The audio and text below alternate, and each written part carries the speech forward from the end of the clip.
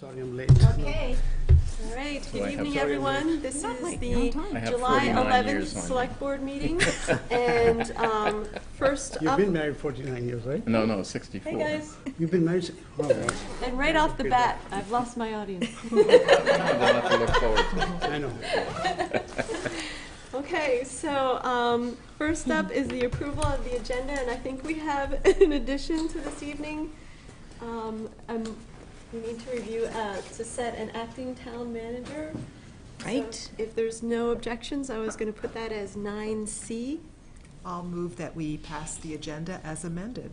I'll second. Thank you, Heather. Any other additions or anything? No. Okay, all in favor, please say aye. Aye. Any opposed? Great. Okay, let's take a look at the meeting minutes of June 27th. Are there any additions, comments, or corrections? Do you want a motion first? I can. Okay. I'll move that we approve the minutes. Second. Okay. And are there any additions? Yes. Can I just say one thing? Yes. That Beth did an amazing job. That was a long meeting to cover. It was a really long and time. I appreciate 19 that too. pages Woo. of minutes, and I only found one small, insignificant typo and all that. So, Ooh, give it to us. I mean, not that there aren't others. I didn't even find that. On so. line 15, I would just add from before actor. It says representatives actor. I would just put the word Line 15, line 15. Also present were representatives from actor. Okay. and members also present were representatives from, you're right. Okay. That's it, but Yeah. out of 19 pages, I only found that one tiny minor thing, and so they were pretty amazing. So kudos to Beth on that. That's all I wanted to, that was the most important thing I wanted to say I tonight. think that was pretty good. Any other from anybody else? No? Okay, so are you okay amending your motion Oh, to? now I need, yes. See, that's why I was saying we should wait. That's okay. Yes, will amend the motion Okay. to accept the amended minutes. And I've forgotten who seconded. I didn't. You're It's okay fine. with that? All right, so all in favor of accepting the minutes as amended, please say aye. Aye. Any objections? All right, we're on our way. Okay, citizens' comments. This is the time where anyone from the audience can address the board for items that are not on the regular agenda. Ross? Thank you. This board knows that I was not really pleased with the decision to grant easements to Vermont Gas to put in distribution lines through, on town property where easements don't currently exist and not get some kind of compensation for that, especially since Vermont Gas does not actually make money selling gas. They're regulated, and by statute, they actually only can make money through their infrastructure, such as what they're putting in on town property that we're giving them for free. And personally, I believe that part of the inequity that we see in our society is caused by corporations taking public wealth for little or no money and creating wealth for themselves off of it. And I'm just not happy with that. And so I just want to let you know that if the easements goes and gets warned as was discussed at the last meeting, it is my intention to circulate a petition to call for a town vote on whether to approve that land conveyance or not, because apparently I can't petition to change the terms of the agreement. Can only petition to either up or down, yay or nay on the whole agreement. And so my hope, of course, will be, should that agreement, as you discussed, and you don't change your mind, go through, that the vote will negate and the town folks will vote against it, and then you'll have a chance to go back and negotiate with Vermont Gas to get fair market compensation for the land that they will be taking to put in their pipelines. Okay? Are there any questions for Ross? Part of the thing was we trusted them when they said that nobody else paid them, there was no precedent. And we took their word, and not until you researched and sent us the email, I didn't know until then.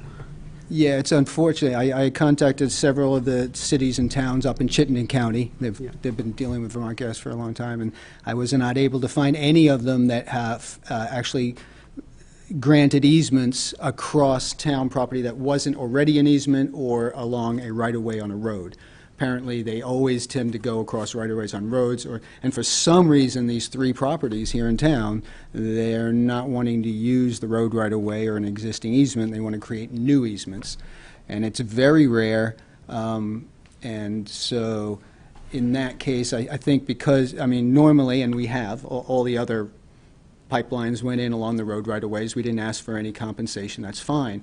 But because this is such a unique, rare, and because it's impacting the value of town property, I just think in looking out for the benefit and welfare of the citizens of the community, we should be getting some kind, I mean, it's not going to be huge, but we should get whatever it's worth. So I guess the only other thing I would say, consistent with that going forward, is that if other utilities opted to use our land, we should be consistent that way. Absolutely. And asking for Always, sure. some Why compensation. give away town property? I guess their view is that you're serving a common good by providing these services, so I think that was the argument.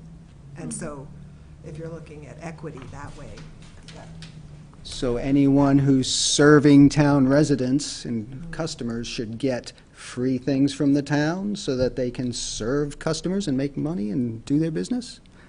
I wonder. Well, if it improves the quality of life, if it does a benefit, Mhm. I mean, I don't know what all the precedents are here. It's your right, of course, to bring a petition, and so, I mean, And you may exercise your right as you choose. I wouldn't, but I think you also should think about the town's good overall. Petition and a vote does cost a good deal of money. I think if you want to argue the principle of having a policy of how we deal with public property for various uses, that's fine. I think it's important that we develop perhaps a policy that we would all be familiar with, and that if a circumstance like this came up, that we would be able to proceed, let's say, with a more equitable way. I mean, I think that you've raised an issue. I think it's a fair issue. I think that what you're challenging us with, I think, is right, that we should have policies for these things. And we should discuss the pros and cons of them. And I have no problem with doing that. I mean, I think you know, I'm quite willing. But I would hate to see a drastic measure taken where a more, let's say, civil and peaceable way could be used to accomplish this end. And that's all I would urge you to consider, and my colleagues on the board. And I also balance that out, too, from the fact that the town exercises its right-of-way to work on infrastructure throughout the town for the public good as well. So I'm very aware of our own need to do the same thing, that people may or may not like us going on what they consider their land or up against their land and things like that. So, yeah, I'd have to consider that. But I think you make an interesting point. I also see the other side of it too. So. I think there is a small difference when we're talking about Vermont Gas. I think with Vermont Gas comes concerns about environment, not with the other utilities that have been served. Right. And that's the distinction we should be aware of. People have been opposing Vermont gas from coming this area for a long time anyways. So that should cause a little bit, we should differentiate that. Well, it's a matter of the use of fossil fuels, obviously, Right. is an issue, and it's an important issue. I mean, I don't, you know, and the day when we can be totally self-sustaining with alternate sources of energy, it seems to me, is something that we all want. And I hope we can bring about sooner rather than later. But there is a fact that what the gas is bringing is the possibility that people can heat their homes with gas rather than oil. I know it's been disputed whether this is cleaner, whether there's anything clean as far as that's concerned. I mean, we're polluting. We pollute. You know, whenever I exhale, I pollute, and I'm not saying that, you know, that we have a problem, and we have a problem that's a very serious one as the population increases, and as more and more uses are made that require energy. And if we could perhaps de-energize the world, that might be a very good thing, but I don't know when that will come. So I would fully support the board's efforts to come up with some kind of policies. I think that's a great idea. But I should say that I did consider the costs of having a vote, because my understanding you would call either have to call a special vote meeting, or it would be a town meeting. And the information I got is that it wouldn't cost a huge amount of money to hold that kind of a vote where people show up and everyone who shows up gets to vote and the decision gets made.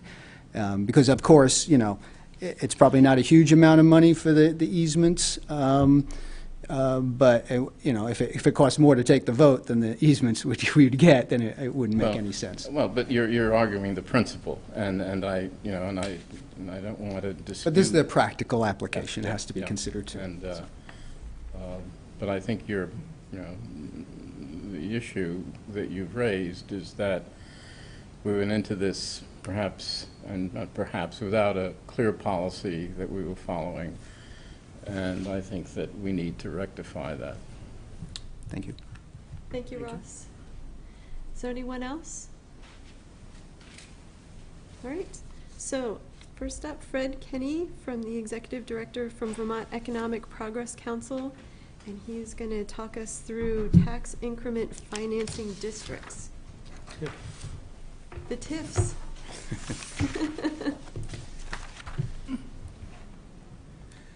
Well, thanks for inviting me tonight. I am Fred Kenny, Executive Director of the Vermont Economic Progress Council. The council is a legislatively created body with 11 members, 9 of whom are appointed by the governor, and there's an appointee from the House, an appointee from the Senate, and I staff the council. And the council is responsible for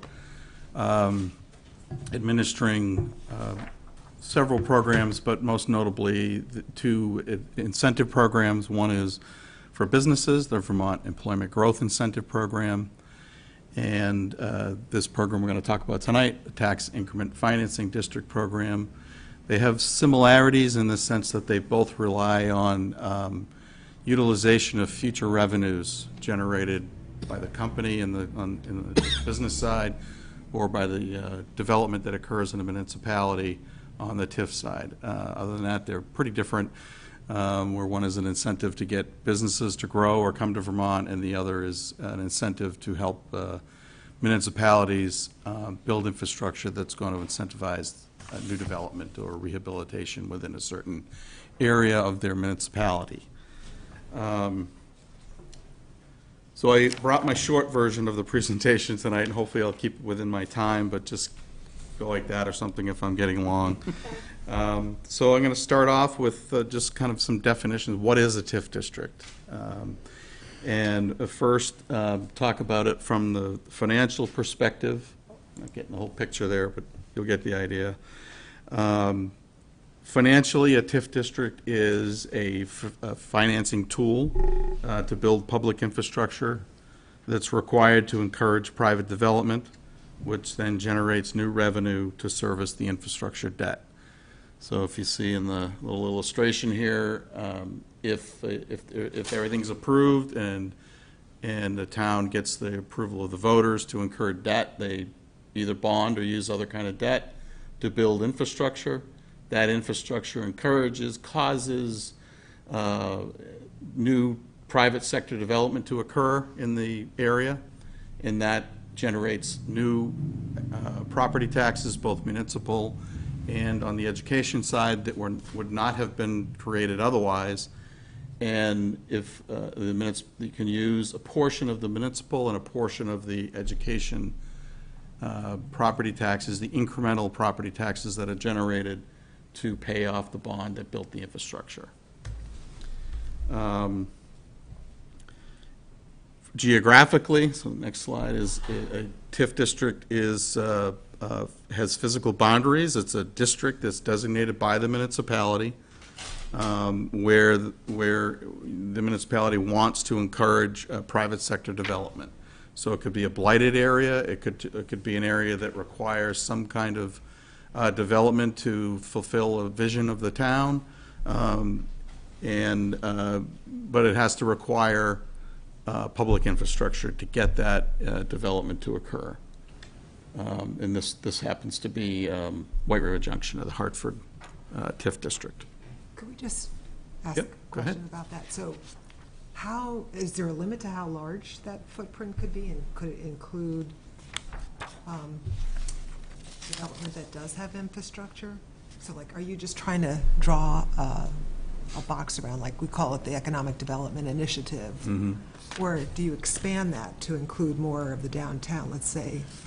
There's no statutory limit on the size. There are some state designations like growth centers and designated downtowns, which you have here, designated downtown, which does have size limitations, but TIF does not. The size limitation is driven more by the requirements of the program and the limitations put on it by the criteria to get approved. So you're going to draw your boundaries based on first where you want development to occur or where it's needed, and then where the infrastructure is going to be built to get that development to occur. So some of them are fairly large. St. Albans is almost the whole downtown. Some others are fairly small, and because they're only looking to get a couple of infrastructure projects to finish out, some infill in downtown, like Barry, for instance. Right, so could there be any downside to it being as large? Well, there's really, first, it has to go through approval by the voters, or by the select board, then VEPC, and then the voters to vote on the debt. But, that's one of the things we look at, is to make sure that there aren't unnecessary areas included in the TIF district. If an example of what we'd be looking at is, is there a big block of an area of town that's fully developed already? And we would ask, why is that in there? You're not going to get any increment out of it anyway. Yeah. Because what you're trying to do is capture the new revenue from the new development that occurs. So if you've included a whole section of town where nothing is going to happen. What if you had two discontinuous sections that you wanted to? Yeah, that is a little hard, and we don't like to see gerrymandering or donut holes. That's what I'm trying to figure out. As long as they're fairly contiguous, it could be considered. Okay, thank you. Yeah. I suspect this has something to do with something the town has in mind, and I don't know what that is, but. Perhaps. So this next slide shows the TIF concept. This just tries to illustrate what happens when you create a TIF district and what happens with generating new property tax revenue that wouldn't have been generated except for creating the TIF district. And that's an important part of the approval process, is you have to show that the town wouldn't be able to build the infrastructure without using the TIF tool, TIF revenue, and the development wouldn't occur without the development getting, without the infrastructure getting built. So theoretically, this new revenue that's getting generated never would have occurred except for the creation of the TIF district. So you're not taking funds away from the ed fund or your own municipal fund. You're utilizing future revenues that never would have gotten generated in the first place. So what this shows is this line here is, and this doesn't show any particular TIF district, it's just a concept, but this would be, you know, current tax revenues. And obviously that's probably not a straight line in reality. It's probably, could be, in some towns it could be going slightly downward, in some towns it could be going slightly upward, depending on property values and the economy and lots of other factors. But what that illustrates is the original taxable value, that all the taxes, both municipal and education, from the existing properties in the district you create, continue going where they're supposed to go. The municipal taxes from that original taxable value, or OTV as we call it, continues to go to the municipality, and the ed fund revenue from that level of that level of value continues to go to the ed fund. Then if you do create a TIF district and it gets approved, and the voters approve instances of debt, there's usually phasing of building the infrastructure and more than one bond issuance, for example. You issue the debt, the minutes you build the infrastructure, the private sector then develops and rehabilitates properties. So there's a little bit of step in the time here. It's not all concurrent. And that over time generates new revenue from that district, a portion of which, 30% on the education side, also goes to the ed fund, but the other 70% the municipality can utilize to help pay the debt that you incurred to build the infrastructure. So you can see that this is one way. There are two ways the ed fund can get bigger, get more funds, get more revenue. One is to increase tax rates. The other is economic development, the development of new properties and rehabilitation that's going to increase the revenues to the state. So under the current law, it allows the municipality to split that increment, the new revenue, 70% to 30%, 70% to the TIF district, 30% to the ed fund. On the municipal side, the new law requires 85% of the new revenue to go to the TIF district, or not less than 85%, and 15% continues to go to the general fund, just of the increment. Then at the end of the TIF district, after the 20-year retention period, everybody starts getting the full value of that increase to the grand list. All the development has occurred, and both the ed fund and the municipality get the benefit of the increase in the grand list. Any questions on that? Nope. And I think Laura already asked you, but I'm not sure. You said there's no limit to the area of this TIF district. Right. Is there a condition that downtown has to be included in it? That what has to be included? Downtown? No, but well, like I said, what drives it is the criteria, which we'll get to, and one of those criteria is a location criteria. Yeah. And in order to meet the location criteria, one of the ways most municipalities meet it is the TIF district is within one of their designated area, designated village center, designated downtown growth center.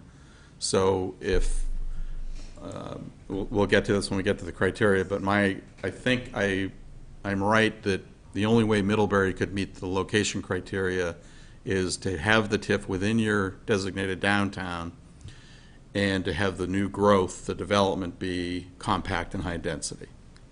And you'll see why I say that when we get to the location criteria. So the purpose of a TIF district is there's the general purpose, that, you know, why do we do these things, but there's also purpose statements in statute that have to be met by the TIF district. You know, certain public good outcomes are expected. But generally, it's to provide revenues beyond your normal municipal budget and your existing debt capacity. So again, I guess that but-for question is, would you be able to do this anyway? Why are you using TIF? Because you wouldn't be able to just do one bond to do what you want to do and put that debt burden on your local taxpayers. You need more revenue in order to accomplish what you're trying to accomplish. So it's beyond your normal revenue, beyond your normal budget and your existing debt capacity. But what you're trying to do is develop public infrastructure that's going to encourage private sector development or redevelopment.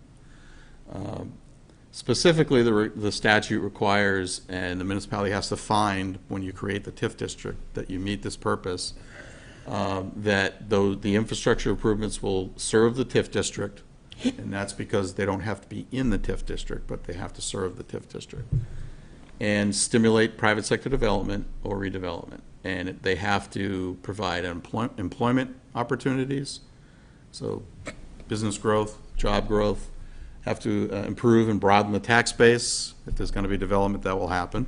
And the development has to enhance the economic vitality of the municipality, the region, or the state. So you just have to show that those purposes would be met by creating the TIF district.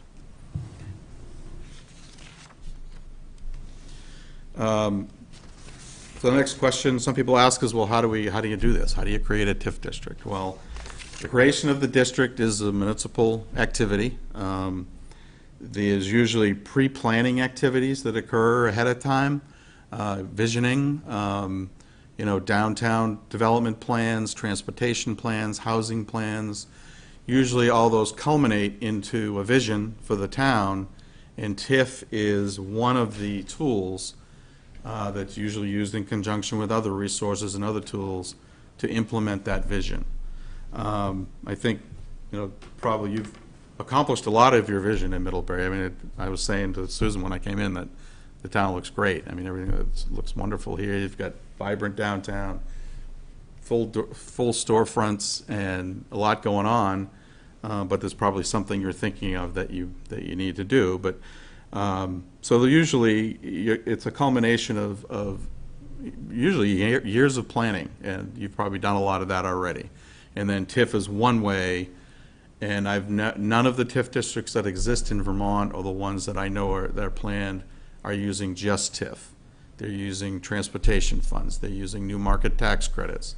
They're using downtown and historic tax credits, some of which are for the developers. But you usually package a lot of that together to accomplish what it is you're trying to get done. And while TIF is a good tool, it's not the only tool, and usually is used in conjunction. So pre-planning activities usually occur ahead of time. There's Vermont Community Development Program planning funds available to do planning grants. There's a new program called Better Connections that can help do some of that planning as well. But once you're ready to go and you think you have a project that you think could use this tool, then you develop a TIF plan. And there's requirements for what has to go into that plan. In statute, it includes things like just a project description, development schedule, pro forma planning on what the debt would be, projections of the costs of the infrastructure, projections of the development that would occur, and a statement and evidence of the need to use the TIF tool. Once you have a TIF plan created, and you can use consultants to help you put all that together, and that the costs of things like that, the public outreach and the cost of the consultants are considered related costs, which is any other cost other than the actual infrastructure cost, but you can pay yourself back out of the future revenue for those costs. But once you have you've got a TIF district plan developed, it has to be adopted by you, the municipal legislative body. So you have to have public hearings ahead of time on the plan, and then hold a public meeting to adopt the plan, to create the TIF district, pledge at least 85% of your municipal increment to the TIF district, authorize your staff to go ahead and apply to VEPSI, and adopt the finding of purpose. So there's several things that have to be done at that select board meeting but the main thing you're doing is creating the TIF district. And that action starts a clock that affect when things have to happen. For example, once you create the TIF district, you have 5 years to incur first debt. And once you've incurred that first debt, you have 10 years to incur all the debt that you're going to incur to get your project done. So you can incur debt for 10 years, but you have to incur the first debt within 5 years of creating the TIF district. Once you incur that first debt, float your first bond, for example, that kicks in another clock, the 20-year clock, and it's during that 20 years that you can keep the increment, both the municipal increment and the education increment. And that goes into a fund, a TIF fund, that you use to pay your TIF debt. You can pay it off for as long as you want to. You can have a 20-year bond, 15-year bond, 30-year bond. So as long as you have funds that came in over those 20 years, they can be used for as long as you need to until they're gone. Once all your debt is paid off, the TIF district dissolves. And it's over. The life of it ends. So some of the other things you can do when you create your TIF district is you can designate a coordinating agency. Third party, for example, if the administration of the TIF district was not going to be handled by in-house staff, town staff, you can hire someone to do that. You can hire someone to do the process for you and, again, do consulting for you, and then you can pay yourself back for that later out of TIF increment. So I mentioned that it starts the 5-year clock, and so then what happens is you develop your application to the state. So that's the next step is how do you get a TIF district approved? So you've gotten it approved locally. You've gone to the voters with a public hearing to explain what a TIF district is, why you're doing it, kind of sets them up for the vote that's going to come later on the debt. I recommend to towns to do at least one public hearing. I mean, at least two. You only have to do one. I recommend more. The public hearings leading up to your creating the TIF district. That's to get buy-in, help people understand what TIF is, and then after you get approved on the state level and you go back to the voters to vote on the debt, there's a little more understanding of why you're doing that. So then you're coming to the state to get the TIF district approved. Our role, the state role and the VEPSI role, is to approve your utilization of the education property tax increment. We don't help you or create a TIF district. You do that. We're approving. You can create a TIF district and only use municipal increment if you want to. That was just approved this legislative session. Reapprove. It used to be in law and went away, but so you can do that. But if you want to use the incremental education property tax revenues that are generated, that's why there's a state level approval. So the first thing you do is meet with me. You're doing that now. And we, later on, I usually work with municipalities right through the time that they file their application. And usually there's a more in-depth meeting later on to discuss the details of the application and everything. You file a letter of intent to apply, and then you can't file your application until 60 days is up after that. And that just gives us time to schedule it because we only meet monthly, so we need to get it on our agenda and in the schedule. And then you file an application by the first Friday of the month, and then the VEPSI board meets the last Thursday of every month. And it takes us 3 or 4 meetings, so 3 or 4 months to consider an application. The first one, we usually come to the municipality and hold a hearing, take public comment, tour the TIF district, get a presentation from the town on the proposed district, and then there's 2 or 3 more subsequent meetings where the board is deliberating on the determinations that they have to make. And in between, there's analysis being done by professionals that look at your infrastructure costs assumptions, look at your fiscal, assumptions about how much revenue is going to be generated over 20 years, things like that. Then at one of those meetings, there's a vote, and it's either approved or not. None have been voted down. We have had some that we asked the municipality to make changes in them to help them meet the criteria. If you go through all the work of developing an application and I work with you to we're going to make sure before it goes to the board, I'm not going to waste everybody's time before it goes to the board, that it's something that's probably going to meet the criteria and get approved. But there's always the chance that it could be denied. Let's go ahead to the next slide. As I mentioned, the VEPC board is not creating the TIF district. You are, but there are criteria that have to be addressed in the application.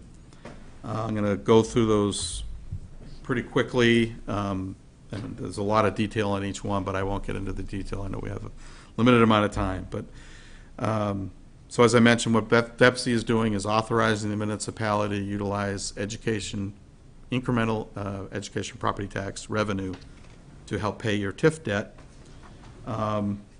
So the statutory criteria that we look at are, the first one is the purpose. So there's a statutory purpose or a purpose statement in statute, and we're trying to make sure that the outcomes that's going to occur, the development that's going to occur, meet that purpose statement in statute. And we went through those a little earlier. Probably the biggest one is the but-for. Again, what that is the town is addressing kind of two levels. Well, first is you're trying to show and that the town could not build the infrastructure to the extent that you want without use of the TIF tool, without use of incremental revenue. And secondly, that the developments that you expect to occur would not occur except for that infrastructure being developed. So there are several ways to address that. It can either be that it wouldn't happen, or that it might happen in a substantially different way if you didn't use TIF. Like, it would take a lot longer. You wouldn't get the kind of development that you want, or the state policy support, like concentrated downtown redevelopment. So there are lots of ways to address the but-for, but primarily you're trying to show that it just wouldn't happen except for this tool. And during that, as part of that, we would not only talk to the town, but we would take testimony and comments from property owners, developers, and stakeholders, primarily asking the developers, well, if they didn't build this infrastructure for you, what would you do? And we don't want to hear them say they'll build the hotel out in the greenfield somewhere. So that's that criteria is the one that the board is really, everything else can be shown with data and support documents, but it's a subjective decision, and it's why there's a board making that decision. They listen to the evidence, they look at the evidence, and try to come to a determination that either it wouldn't happen or would happen in a substantially different way, less desirable way, unless you were able to use the TIF district tool. The next criteria is the location criteria. This is one I was speaking to earlier. And there's 3 location criteria, and you have to meet 2 of them. So the first one is that the development is going to be compact and high density, and we rely on the Act 259L criteria to make that determination. Or is in or near an industrial park. So that's the first one. The second one is that the TIF district would be located in one of those state designations: village center, downtown, new town center, neighborhood development area, or growth center. So if it's going to be within one of those areas, you've met one of the location criteria. And the third one there's 3 economic distress factors that we can look at.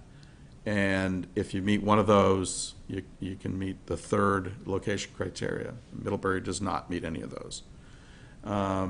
So you would have to meet, like I was saying, either have the TIF district within your designated down, you don't have a growth center, right? Just the designated downtown, I I believe. think we do have, Do we have growth centers in East Middlebury, and I think there's one over, By McDonald's. yeah. A state designated growth center? I That don't I'm not know. sure. I can find out. I don't know. I know you have a designated downtown, so Okay. it would have to be within the designated downtown, and then probably meet the compact and high density, or number one. Can I- Unless you were gonna do something in an industrial park, but that's another question. Can I interrupt and ask? Yeah, sure. So does that mean that the TIF district has to be within the district downtown, or just include part of it? Like, It has to be within the boundaries of the designated downtown. so it can't go beyond? Right. Okay. Oh, That's what you were kind of asking. Yeah. Yeah, you can't have, So you know, what's- part of the what's TIF district fully within You- the designated downtown and another somewhere else. That wouldn't pass that criteria. Well, are you asking if, Well, like, I'm just half of it considering, is like, in? yeah, like if we wanted to include like the industrial park and the downtown, but it sounds like the TIF district has to be within the designated downtown area. In order to meet that criteria, yeah. But we it have- can't, part of it can't be outside. Right. Yeah, I guess I'm a little. Well, it's because we don't meet the third criteria, we have to meet the other two, Maybe is what you're saying. One and or two. Right. One and two. 1 and 2. Okay. So the next criteria are process criteria, and we're just checking to make sure that you did everything you were supposed to do leading up to the application to us. You held a hearing, or more than, at least one hearing, developed a TIF plan, had it approved, certified the OTV, there's several steps you have to take. So we're checking that the process was followed, that's in statute. And then there's also a piece of that where we're asking the Regional Planning Commission to comment on the TIF district and how it meets the regional plan and is significant for housing and transportation in the region. And then the next criteria is project criteria. This also gets to those public good outcomes. There's 5 project criteria that are kind of, social outcomes that the legislature would like to see from TIF districts. So the first one is need. You have to show that there is need. And I actually recommended that they take that one out because the but-for is the same thing. So you're already meeting it. In past iterations of TIF, if you did a TIF district in a growth center, you didn't have to meet the but-for. So they had it somewhere else in there, the need somewhere else. So anyway, it's in there. It's one of the 5. So you just have to show that, you need to use this tool in order to accomplish the growth, the development that you're trying to get. The second one is affordable housing. So if there's any level of affordable housing that would be built as part of the TIF district that meets a certain definition in law, and actually that was actually amended this past session, you meet that one. The third is brownfields. So if there's a brownfield that would be remediated and developed because of the TIF district, and brownfield remediation is an acceptable, an allowable cost for the, it's considered infrastructure. And then the fourth one is business expansion or development. So if it would cause new businesses to come to Middlebury or existing businesses to grow and add jobs, you can meet that criteria. And then the final one is transportation enhancements. So if the development of some of the transportation infrastructure would cause improved traffic patterns and flow, or create or improve public infrastructure, public transportation systems, you can meet that. So you have to meet 3 out of those 5. Similar to the location, we have to meet 2 out of the 3. This one, you have to meet 3 out of the 5. What was the first one again? Need. Need. Yeah. Okay, just to tell you, we are sort of pushing the time. Yep. I want to hear Almost this, done. so it's okay. And I want to Nope. make sure you have time Go. for questions. Just quickly, some of the other things we look at are financial and market viability. Got to make sure that both sides of the coin are met You're going to have costs and infrastructure. Is it going to generate enough revenue to pay for that? So that's the viability piece of it. The board sets the percentage, it's not up there anymore, percentage of the education fund revenue that you can keep, the retention. It's no more than 70%, but we're not assuming it's going to be 70%. It could be less. If the project shows that you could pay for everything with 50%, we might set it at 50%. And then two other things we look at are nexus and proportionality. Nexus is just showing what's the relationship between the infrastructure that's going to get built and the developments you're hoping for. Why is it that those private developers need that infrastructure to do what they want to accomplish? So there has to be nexus between the two. And then proportionality, I mentioned earlier that the infrastructure doesn't have to be within the TIF district, but it has to serve the TIF district. But we're going to set a proportion on how much of that infrastructure serves the TIF district. And so you may not be able to pay for 100% of the cost of an infrastructure project with TIF revenue. An example I use is you need water capacity, so you're building a water tower. Well, half of that new capacity might serve a whole other part of town, so we're only going to allow the portion that's going to serve the TIF district to be paid for with TIF revenue. So we set proportionality for each infrastructure project. Okay, the next. So just some of the approval limitations that we have under the new statute that just passed is we can't approve any more than 6 districts, new districts, until there's permission to do more, and no more than 2 per county.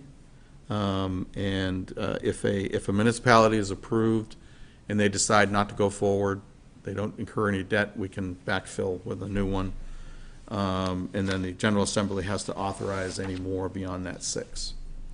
And just a couple of miscellaneous things to keep in mind. You have to keep in mind the impacts on the increment. So developing non-taxable properties might be desirable, but just keep in mind that it's not going to generate any increment for you. You might want to build a library, but if that's not on the tax rolls, it's not going to create an increment for you. There's also the possibility, especially on an infill project, of eliminating increment for a time period. If you have to take properties down in order to build the new development, you're going to lose value for a few years until the new development is built. After 10 years, we review that share, that 70% share, and if it's showing that you don't need the full 70%, that can be adjusted down the road. I already talked about related costs. There is an application fee because we hire third-party analysts, but again, that's a related cost that you can pay yourself back for. There's reporting. It's a state program after all. We file an annual report with the legislature, so we get annual reports from each TIF district. And any type of debt instruments are allowed, not just municipal bonds. But under Vermont statute, you have to go to the voters for a bond, but some other debt you can incur on your own as a select board. With TIF, any kind of debt you incur has to go to the voters, and so do the related costs. So you have to take each increment, each phase to the voters for a vote on the debt.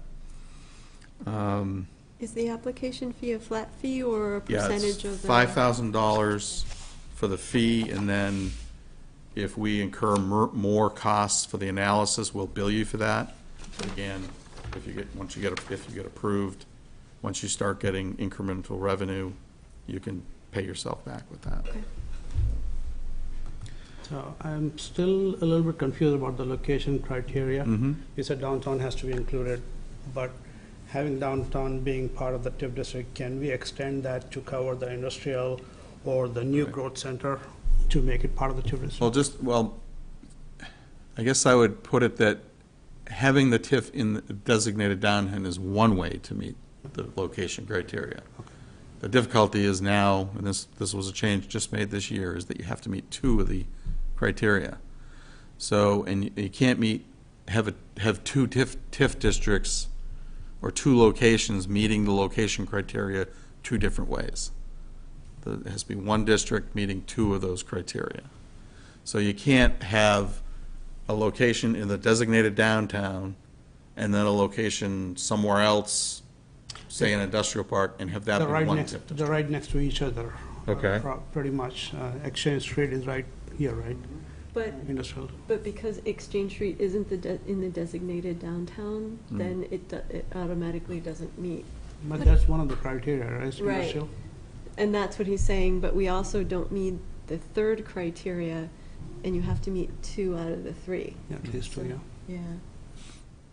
I understand the dilemma, and Yeah. tried to address it when they made these changes this session, and was not successful, Didn't because quite I knew work. something like this would come up, but I think there has, and so we're thinking of the downtown, something in the downtown, and then Plus- something out at, I Pot- forget the The name of the industrial- park. Potentially. Potentially at the gate, maybe. What is the name of the park? I just can't The remember. exchange, well, it's the Exchange. Exchange Street. Exchange Street, yeah, Or the new growth center on that side. you Right. know. right. The new growth center? Yeah. where- That's something, that's what you call it, though, right? It's not Yeah. a state designation. I don't know. We Yeah. don't know. No, I think so. We have to figure that I out. don't think so. So are there other questions for, I think I had What's one. how long is the process of this whole thing, if you want to go for it? It depends on, how many public hearings you have and how long it takes you to develop a plan and everything. It can be done in probably a minimum of, 8 to 12 months, but I would budget 18 months to get through it. I'm talking about from conception to going to the voters with your first vote on debt. And I do want to point out, I have those copies of my presentation on the table, as well as a, TIF 101 document over there, too, if anybody wants it. the question I have is about the school districts. Do school districts typically get upset when they hear about this kind of thing?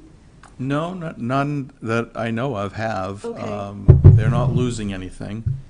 I just wondered how other communities sort of included them in the process, Mhm. Because it is something that they might be concerned about if they don't understand it. Right. Yeah, and one of the questions that always comes up is, are you taking money from the ed fund? Right. And you're not. You're actually generating more money, more revenue to the ed fund. And it specifically states in statute that the grants that school districts get cannot be affected by this. Okay. It wouldn't be anyway, but it specifically says that. Specifically says, okay. And the other thing that comes up often is, well, does this allow certain property owners to get a reduction in their property taxes? And for some reason, that comes up, even though Okay. if you did that, TIF wouldn't work, because Right. what you're doing is depending on those taxes. Property owners, including developers, have to pay the taxes they've been paying right along on the base value of their property. If they develop it and improve it, they're going to pay all the property taxes on the improvement as well. It's where those revenues go that gets changed. And for a period of time, they go to the municipality to help pay for the debt. Hang on a second. I want to see if board members have some Sure. more. Go ahead. I just Heather. had one quick question about staff time. Do you have a sense of how much time, like, you comment hiring consultants Mhm. versus, and if we choose to use staff that we have existing, can we pay ourselves back for that staff time? Or is it only if you're hiring a consultant? So I guess I have several Yeah. questions, sorry. I think I got them all. Let's see, what was the first one? It was, I lost it already. Staff time. Oh, staff time. I would say anywhere from 30 to 50 hours doing the process and developing the plan and getting it through the approval process. And then there's the amount of time that you take bringing any vote to the public.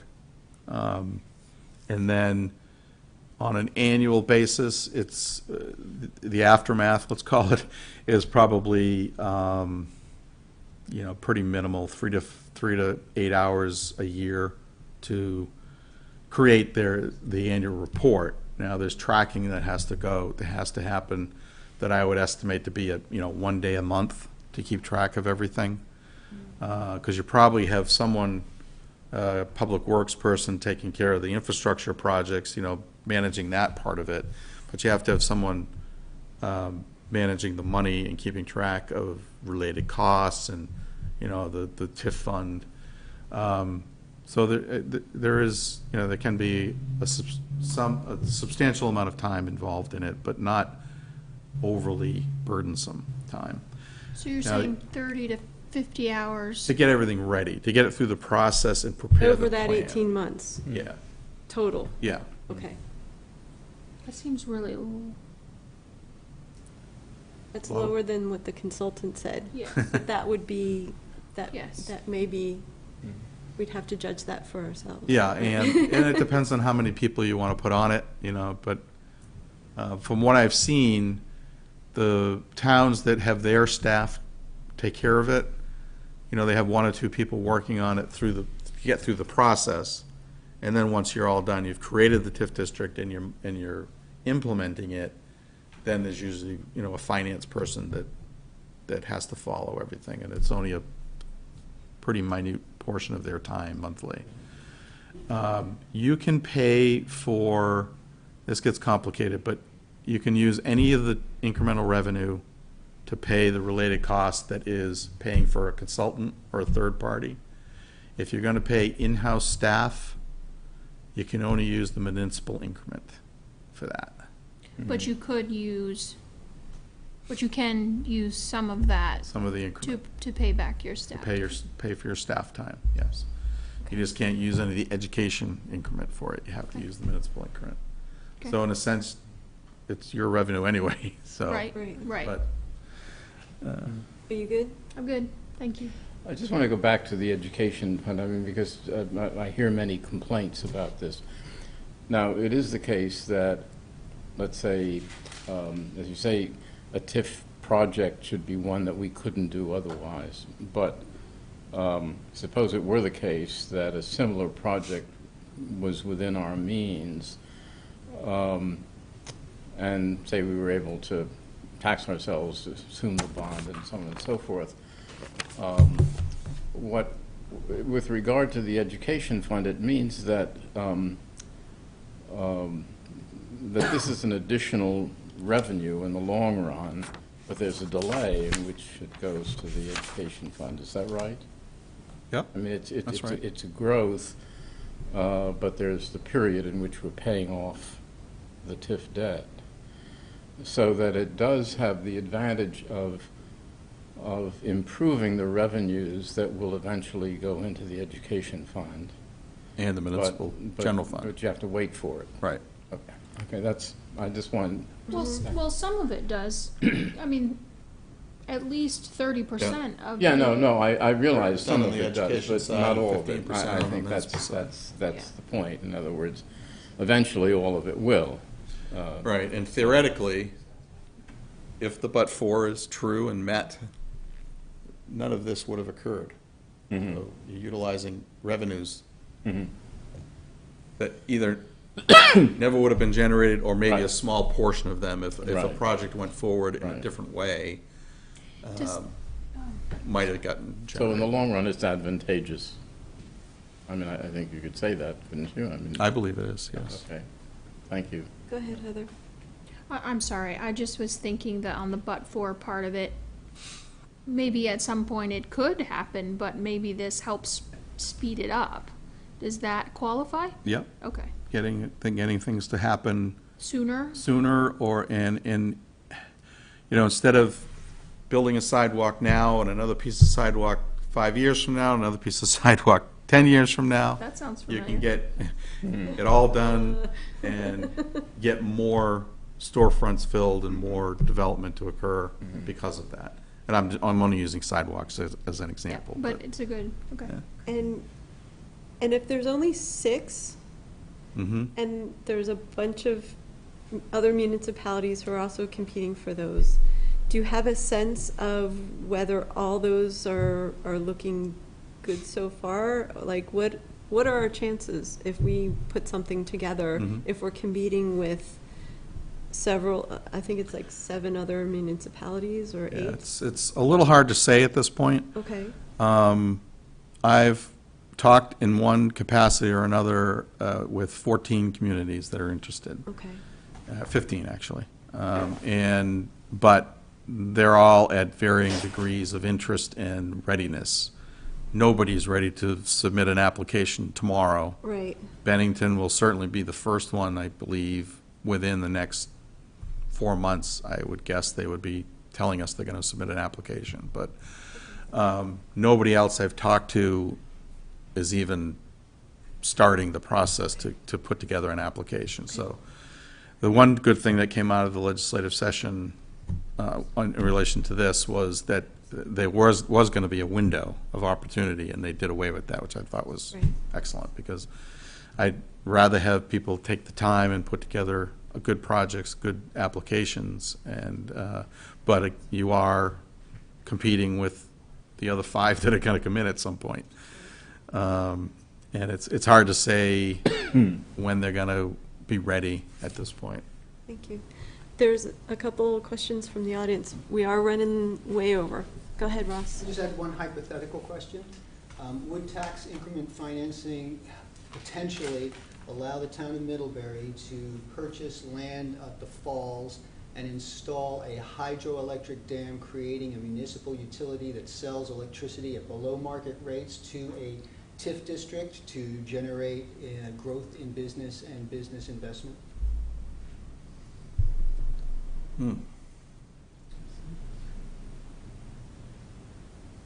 Off the top of my head, I'd have to say yes, because it allows for the acquisition of land as a allowable cost. It allows for utilities as an allowable cost. So would it be privately owned or? Municipal. Municipally owned. Okay. Well, I mean, I think the thing that would gum it up are the approval criteria. Is it going to meet the location criteria? Is it going to meet the project criteria? You know, those transportation, housing, brownfield Well, needs. for example, we could put in electric charging stations for cars. I'm just wondering, so it sounds like it's a possibility. It's possible. I'd have Okay. to think about it a little Thank you. more. Yeah. Were there other questions out there? I saw hands go up and then down. Okay. All right. Is that everything? Yep. Thank you so much for coming. My pleasure. I'm sorry I went so long. That's No, okay. It's, I think we had a lot of questions. I think we had a lot of it's questions your along fault. the way, so we definitely contributed. So thank you so much. And, Oh, it's my pleasure. Thank you. Any questions, give me a call or an email, and I'll try to respond. Thank you Great. so much, Fred. Thank you for the time. Okay, Bridge and Rail Project update. Jim Gish is away, so do you get to do it for us? I get to do it for Yay. you. Karen Duguay of the Better Middlebury Partnership is here as well, as she has been working closely with Jim on these initiatives.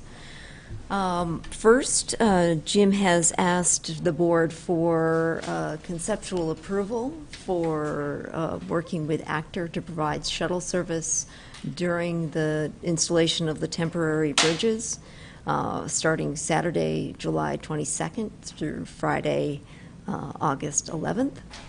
The Agency of Transportation would be covering that expense as an eligible project cost.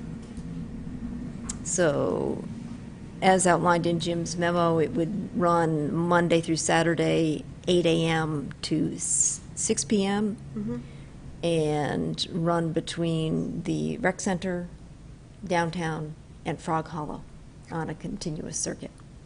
That's great. Mm-hmm. Yeah, that sounds great. So are you wanting a motion on each one? Yes, please. So this is for the Actor Loop, the downtown loop, from 8 to 6 business hours. I move that we approve that proposal to operate Second. the dedicated Actor shuttle. Great. Seconded by Victor. Are there any questions? Right, all in favor, please say aye. Aye. Any opposed? Great. Secondly, Karen, do you want to come up and talk about the Middlebury money Come on, I know proposal? you want to. Prepared at all. Okay. Well, Certainly can. Jim and Karen had a great idea to have a Middlebury money giveaway to encourage actor shuttle ridership and to promote shopping in the downtown. Yes, and I think Jim, this was all Jim, I have to give credit to him. I think his idea here is to do a weekly drawing during that 3-week period of time. And I think he wants to do 5 drawings a week of ridership for that week of $50 cash money, or cash prize of Middlebury money, which would then be spent back in Middlebury. So that's the promotion there. And then we're also looking at the idea of possibly having coffee set up and some other fun things that we could do to try to encourage ridership. One of the biggest would be working with the merchants and encouraging ridership for business owners as well as staff, because that alone frees up quite a bit of parking downtown. So. And then, is there anything else to add about that?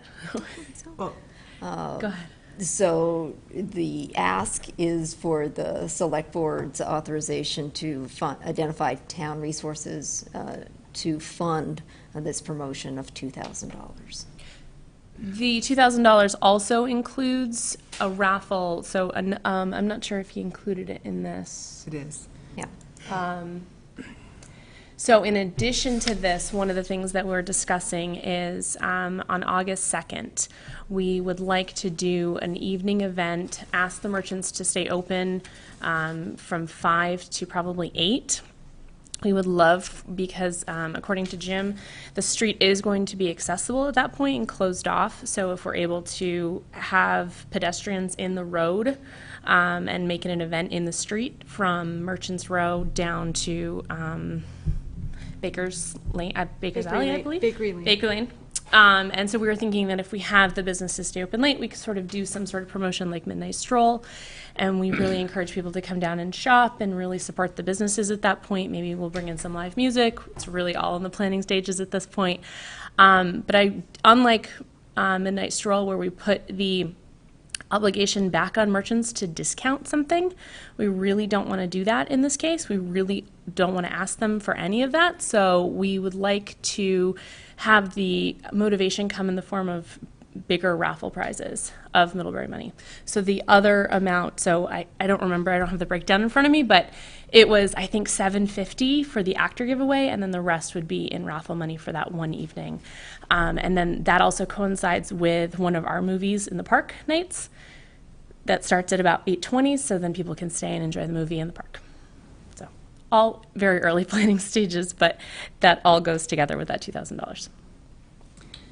So, I thought I read somewhere that we needed to find funds. Yep. Have we done that? No, we're going to authorize Kathleen That's to part of the motion. identify the source. Oh, okay. So the motion would be, I'm looking for, is to approve the purchase of $12,000 in Middlebury money. 2,000. 2,000, sorry. 20,000. Ay. Thank you. $2,000 All in right. Middlebury money, All right. as outlined by the July 6, 2017 memo from Jim Gish, in support of Phase 2 of the Temporary Bridges Construction Project, and to authorize Town Manager Kathleen Ramsey to identify a source of funding in the FY18 General Fund budget. I'll second. Oh, I'm looking for someone to make that motion. Oh, I'm- okay. So, I thought thank you you. Farhad can make the motion. Sure. I figured I'd read it out because we are sort of authorizing her. Okay. So, I'd like to make a motion to approve the purchase of $2,000 in Middlebury money as outlined in the July 6, 2017 memo from Jim Gish to the Select Board in support of Phase 2 of the Temporary Bridges Construction Project, and to authorize Town Manager Kathleen Ramsey to identify a source of funding in the FY18 General Fund budget. excellent. Second? Second. Thank you, Heather.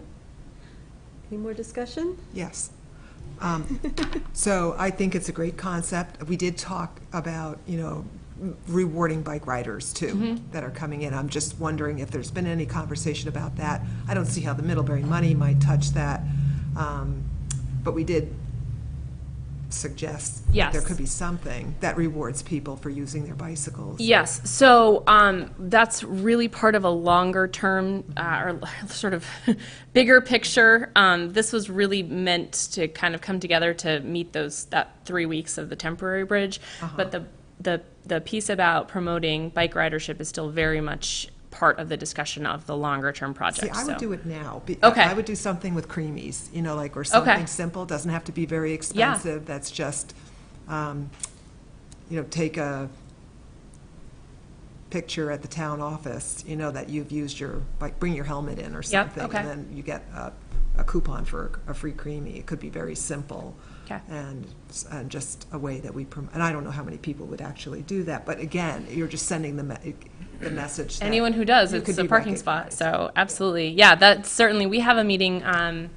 The Neighbors Together crew, as well as Jim and myself, have a meeting set up for Thursday morning to really put all of these plans together and move forward on them. So I'll bring that to the group and we'll go forward. Okay. So, all in favor, please say aye. Aye. Any opposed? Great. And then, did you want me to talk about the info? So another idea that Jim had was to set up an information booth in the downtown. And so in discussing it, we decided to apply for a permit for the Hot Cocoa Hut and rebrand it as an information booth for the duration of this next phase, the 3-week phase. And so we would like to put it in Cannon Park, and we'd like to staff it with volunteers doing 2-hour shifts, and basically have it serve as a wayfinding guide, a way to pick up information about our town. One of the things that Jim has that he's working on currently is a map of different how to get from here to there during construction, but really in general as well. And then one of the things that we're going to do is on the back of that, make sure that we list out all of the downtown businesses and sort of a little bit more information about each one of them, what kinds of products are available, contact information as well. So people would be able to pick that up at this booth and then just ask any questions about the construction project, how to get from here to there, things like that. So that would be staffed from 10 to 4, Monday through Saturday. I don't remember the dates. Is it July 22nd to August 11th? Okay. And then you're also asking us to spend like 2-hour shifts. Yeah, so I have a sign-up genius that's all ready to go, and we'll be sending that out on Thursday. So anybody that is able to sign up for a 2-hour block, we would really appreciate it. These are, we're really asking people to serve as ambassadors to our town. So obviously the more knowledgeable folks are, the better, and who more than you guys? But it would be really great to have your support there. And then we're also providing a training on the 20th at St. Stephen's for everybody that signs up so they can get familiarized with the project. And finally, the bleachers. Yes, that I have to say I don't know quite as much about. I know that this is an idea that Jim had. He's worked with Terry Arnold at Parks and Rec about the idea of setting up, this came out of the Neighbors Together forums, as did I think all of these ideas in fact, about the idea being that, especially young kids really love construction and they, want to feel connected to what's going on. And this gives people a reason to come downtown. I know that when this building was being built, it was fascinating to my own kids. And the fact that Tricia Allen at the library put together the story walk just added to the experience. So, we're trying to turn it a little bit more positive and provide a viewing area for people to see what's going on during this time frame. So the idea is providing bleachers in Triangle Park that are safe for people to sit on and be able to watch the construction.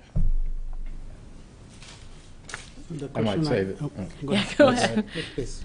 Well, I mean, if I can say in behalf of seniors, that they rather love that too, Okay. watching the construction. Yeah. So, I think the more reasons we can give people to be it here. would the bring better. out the community. I think it's an excellent idea. So my question would be about the safety. Yeah. Is it going to be monitored during the demolition and whatnot, because there are kids involved? Absolutely. I don't know, and I don't know what what the conversations he's had have been so far. I would imagine that per the rules of what's happening within the construction site, that no one there is going to allow people in that park at all. If the bleachers aren't safe to be on, the park wouldn't be safe. So I would imagine that anything that's deemed unsafe would already be blocked off. But I'm sure that Jim's on top of that and has had those conversations. So I can certainly pass that concern on to him and have him answer that to you guys in writing. It says in his note that he's working with Kubricki and V-Trans Yep. about that, so. I know that the idea of having some kind of viewing station was there. I don't know that bleachers were it, but I guess we could try that. You know, I mean, maybe they were imagining something from St. Stephen's where you were inside the building and looking down. I think they don't still know are. what I the think viewing. that's, yeah, I think the St. Stephen's piece is still moving forward as well. I think this is more for the 3-week temporary Okay. timeline, not on I hope permanent. it doesn't disrupt the construction or demolition. Well, I mean, what he's asking, I guess, is really the authority to explore the possibility, and he would make a hard proposal, and then I suppose we would make sure then whether all of these precautions are being addressed. That's what I was just gonna say too. Yeah. I would move to grant conditional authorization to the project community liaison to explore the possibility of installing viewing bleachers in Triangle Park during Phase 2 of the temporary bridges construction project, and to report back to the Select Board at its May 25th meeting with an update regarding access, safety, and potential liability. Is there a second? Second. Thank you, Heather. Any more discussion? All in favor, please say aye. Aye. Any opposed? Ta-da! Thanks, Karen. Thank you. All right, so Vermont, oh, wait. No, we didn't get to it yet. Okay. The Vermont Agency of Transportation request for updated response to Section 4F finding. We see it yet again. You see it again. This is your third time. This letter is very similar to one you approved last time. In looking through the document, you'll see on page 3, paragraph 2 is the change. In addition to the date being changed to July 11th, it says within the village green adjacent to the Merchants Row sidewalk and the adjacent control box for the downtown street lighting, a new pad-mounted transformer will be installed to replace the utility pole and an aerial transformer that currently exists. So that is the difference in this letter. Okay. Any questions from the board? No, I'll move that we approve and sign the revised finding letter of concurrence Dated July. dated July 11th, Great. Relative relative to the bridge and rail project. Sorry. I'll second. Thank you, Farhad. Any other discussion? All in favor? Aye. Aye. Any opposed? All right. Hopefully, we won't get to visit again, not that I'm not getting used to seeing this letter go round and round. All right, Infrastructure Committee's recommendations on water system monitoring bids. Up to you. Would you like to take this? Or? Heather, do you want to take this one? Sure. Go for it. So, Public Works Planning Director Dan Warner reported at our last Infrastructure Committee meeting that the work they were doing to put the water monitoring equipment in the state right-of-way had negotiations had basically fallen through, and that the state was not going to allow us to place that building in the state right-of-way, which is what all the plans are based on and what the one bid we received was based on. And so given that information, we voted to recommend to reject the bid because we need to look at easements on private property to set that building, and that may change the plans, which would then mean it need to be rebid, put out for rebidding. That makes sense. So, Are there I any- would, Yeah, go ahead. Are there any questions about that? It's pretty clear. Okay. I Okay, have. thanks. so Heather, go I'll ahead. make a motion to accept the Infrastructure Committee's recommendation to reject the bid for the water monitoring project. Second. Thank you, Laura. Any other discussion? All in favor, please say aye. Aye. Any opposed? All right, great. Thank you.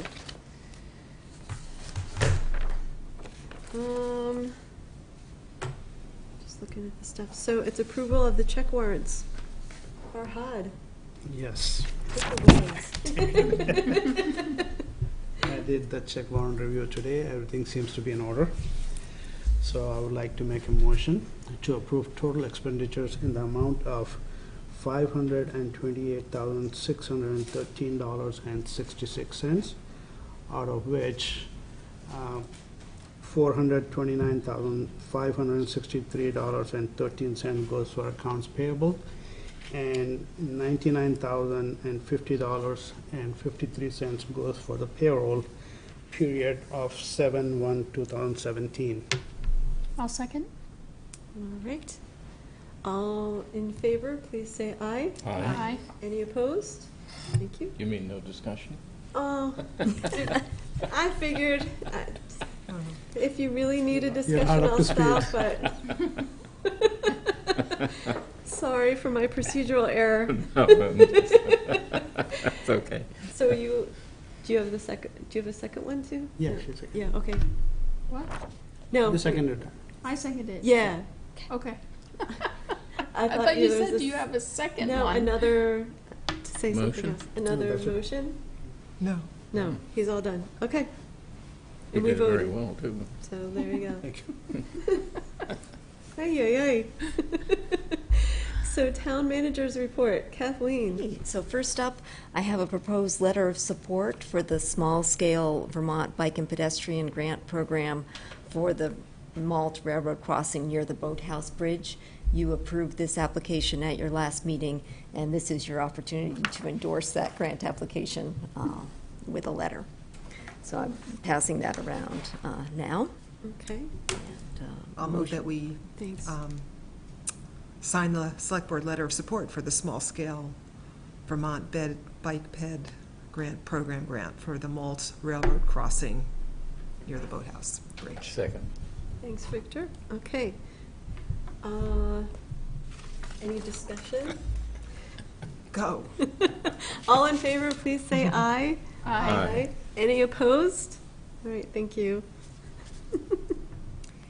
Also, while we're on the Bike and Ped program grant application, wanted to call to your attention in your folders this evening, there was an email from Planning and Zoning Director Jen Murray, noting that she had spoken to John Kaplan of the Bike and Ped program, and he was concerned about our potential grant application in that he was looking for a more comprehensive look at the pedestrian improvements there, and thought the town might want to step back and take some time to further develop a project before submitting a grant application. This one? No, Not the this- Creek Road. The Creek Road, Oh, the Creek Road one. yeah. She's just mentioning that Oh. it's in our board packet that it's, the recommendation from Jen is to go back to to work on it some more and then go back to the infrastructure committee, and Thank you. there was. Wait a minute, I want to be clear. Yeah,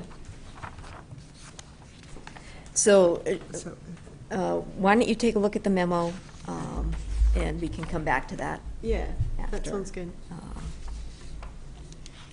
So also in your packet, just wanted to bring to your attention that the United States Forest Service has sent you a letter notifying you that it plans to sell or otherwise dispose of its buildings, its administrative buildings at 1007 Route 7 South, across from the Public Works building. Now, we had sort of looked at that preliminarily before. Do we have any idea how much the property is worth? They haven't said that yet. They're just looking for public comment. So if this is something the board would like to comment on or express interest in, It's certainly something that the Infrastructure Committee has desired greatly for quite some time to look at, hoping that it would solve some of the space issues that we have at the Public Works Building, but also enlarger the storage issues we have across the town. Yeah. So I would love for us to explore that possibility. I mean, it's just its sheer location next to our Public Works and the salt shed. How big is this? They have quite a few buildings. A lot of land. And it's 8 acres. Yeah, and there's several outbuildings, there's a pole barn. I mean, all the things that, I'm like, all the things on our checklist, ding, ding, ding, ding. So perhaps we should bring this up on Thursday That's what I at was- the Infrastructure Committee meeting and discuss it further as a warrant agenda item at your next Select Board meeting, and perhaps have some correspondence to the National Forest Service. If the board's amenable, then to allow some space for the Infrastructure Committee to explore it. Sounds good. Great, thank you. I remember that. Yeah. Yay. Okay. And I caught up on the other thing, Kathleen. I'm okay. you're good? Okay, Yeah. okay, thanks, Okay. Laura. Acting Town Manager? Right. I will be taking vacation next Monday through Friday, and will designate Chris English as acting town manager during that time. Okay. And would appreciate a motion from the board accepting that designation. I'll make a motion that we allow Kathleen Ramsey, town manager, to set Chris English as assistant town manager. Acting Town Manager. Acting town manager while she is on vacation next week. Second. Did I get that close enough? I think Yes. that's pretty good. I'll second it. Okay. Laura, I Well- think Laura beat you to it. She seconded. But it's okay. You Yeah, can discuss it if you like. Well, I'd like to say it's a good idea. I mean, that Kathleen is taking a vacation. I and that- oppose that. So all in favor, please say aye. Aye. Any opposed? There you go.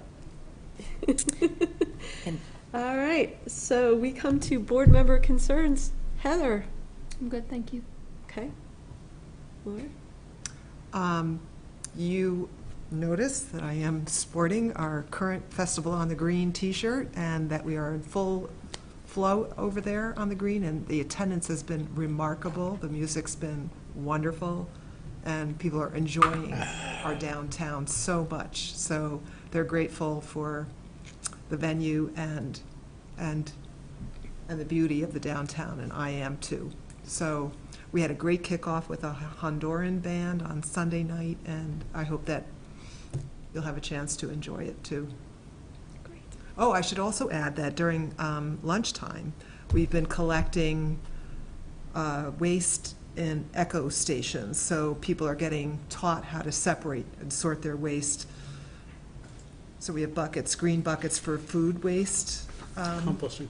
For compost collection, and that's good for residents to know, because those green buckets are available at the transfer station, the Addison County Transfer Station, for free. You know, so if you're a household that wants to start experimenting with collecting your compost, you can do that, and then you can bring that compost to the transfer station for free, and they'll accept it there. So that's an option. Some haulers are starting to do collection of food scraps, not curbside yet, but if you already are using Desibray, you could bring your bucket to them and they'll collect your compost there. That's one possibility. And the town is also going to be piloting a compost project, but we'll tell you more about that later when it's up and running, which we expect it to be this week. Great. Farhad? I'm good, thank you. Great. Victor? All right, one thing I wanted to talk about is we have a town college lunch this coming Friday, and sort of put together, we tried several times to make it work, and I think we posted the agenda in the packet, And one of the big items is talking about the new actor station. So we have asked Laura to attend the lunch with us this time, and she's able to. So hopefully the board took a look at the lunch agenda. I think we have, here, I'm trying to get it. We have the temporary bridges, the actor relocation, the shop local, and then the upcoming infrastructure projects. Then the topics of mutual concern are the ladder truck order and broadband. So, not sure if anybody had any questions, but wish us luck in our lunch endeavors. So is it too soon to be talking about the economic health?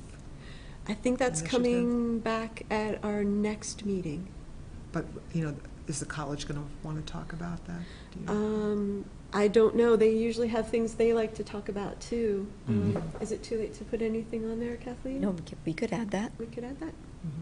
Mhm. I would say, I'm not sure how much I want to say before I know. Heather reports on it. Mhm. That would be my only hesitation, that maybe we should wait until she reports on it here first and then we bring it back. Because I don't want to get ahead of what the board decides about it. Okay. Was there college representation on your committee? Yeah, so I don't think that, Mhm. that would be, I mean, I think that until you're final, that should be, We're final. well, no, but I mean, the initial involvement of the college and the town in the economic development project was because it was a joint venture.